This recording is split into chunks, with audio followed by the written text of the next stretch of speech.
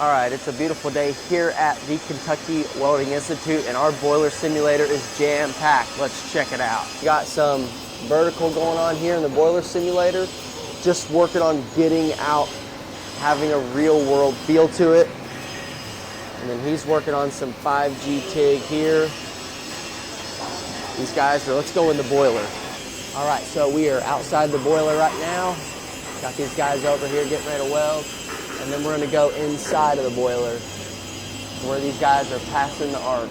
So we got the slope here, and then we got the water wall, and then we got the entrance right here to come into the boiler, and you can cut out any bit of this and replace the tubes, do membrane, work on the slope.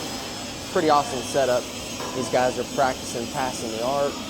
So he's gonna stick his stinger in there, and he's gonna catch that arc so it's a continuous weld. They don't stop welding. You go round and round and round. And then he's gonna grab it, and then he takes off with it. It's really good practice.